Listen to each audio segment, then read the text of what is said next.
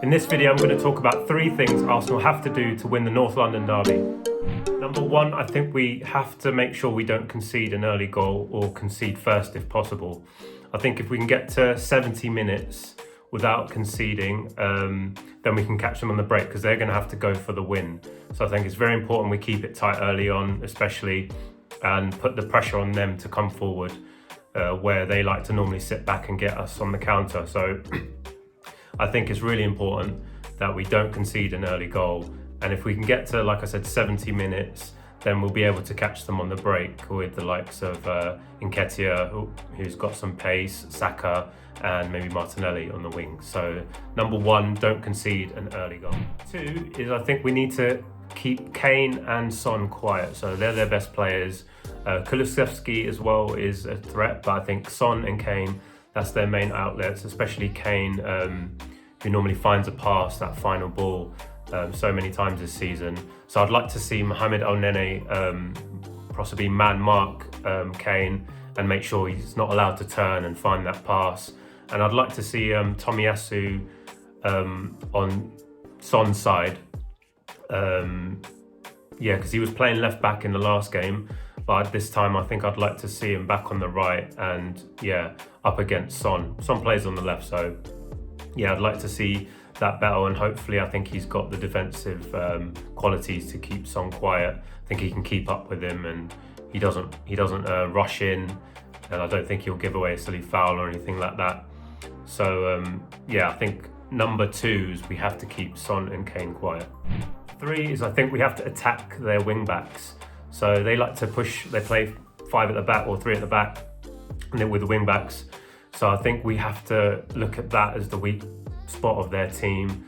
I'd like to see Saka and I think Martinelli over Smith Rowe, even though in the last video I said I'd like to see Smith Rowe in for the North London derby just because he's an Arsenal boy from a young age. But I think the pace of Martinelli and the pace of Saka and even Nketiah going forward, I think that will trouble them. So I think if we can get overloads on the wings, so Martin Odegaard joining and maybe Granit Xhaka as well, I think we can really hurt them when they come forward. So trying to keep it tight at the back, but hitting them on the break when we get a chance.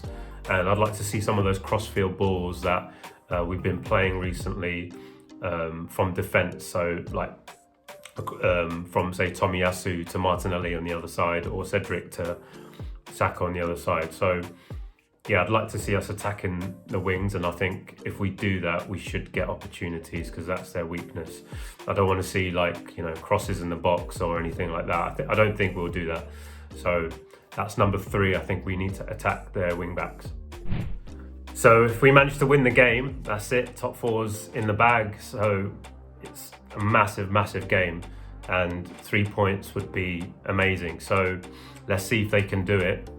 Another reason it's a must-win game for us, well, not must-win, but another reason that it would be great to win this game is Conte. He's probably only going to stay at Spurs if they finish in the top 4. So I think moving forward into next season, it's massive for them to get it. I think for us, we've got a base that we'll build on anyway. We are relying on top 4 to maybe get some of the signings over the line. I think Gabriel Jesus probably wants Champions League football, but we've got a good base and we can still add to that with Europa League. But whereas Tottenham, I think they really need it, and stopping them from getting top 4 would put a massive dent in their project that they've started with Conte, and I think he could look to leave for another club. So that's another thing. And like I said, our transfer prospects go up massively if we're able to offer Champions League football. So I think that's what's at stake if we win. If we can manage to get the win, it would be huge, not only for this game but for the season coming, and for the future. It would probably put us 2-3 years ahead of schedule with the current manager. So must-win game if we want to move the project forward.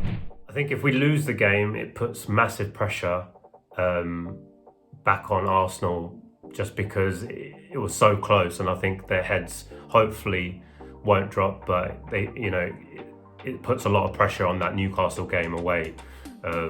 So I think it's vital that we don't lose the game.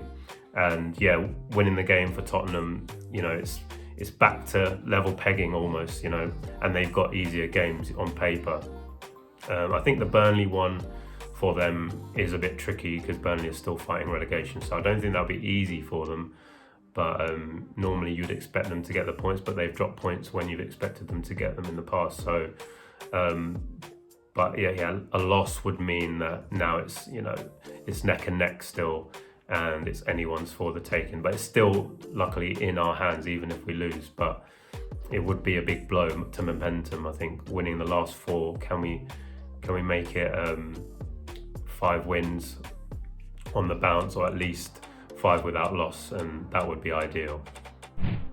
If we draw the game, it's still very much Arsenal in the driving seat, so I don't think there'll be a need to panic. I think Spurs would be more disappointed with a draw. So I think we'd very much be in the driving seat, and 1 win from the next 2 would put us in the top 4. So it would be a little bit more pressure going into those last games, but I think you'd back us to hopefully get at least 1 win from those. And even if we drew both those games against Newcastle and Everton, we can still manage to get top 4, because it would be equal on points if Tottenham won both their last 2 games. So we'd be relying on goal difference, but hopefully that's worst case scenario. So a draw would still be okay for Arsenal. Yeah, let's hope we can get the win, but a draw wouldn't be the worst result. So my prediction, I think I'm going to go for a 2-2 draw. I just can't see us keeping a clean sheet, to be honest. We've been a bit ropey in defence, so I think it's going to be difficult for us. I think if we can just hold it, like I said earlier, we can hold out and not concede early, I think that will put pressure on Spurs to commit more men forward, and then we can catch them on the counter.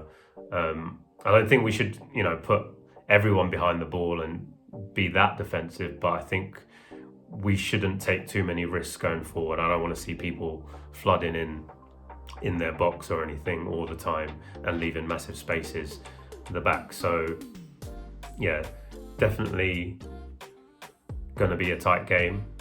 I don't think either team, there's not much in it.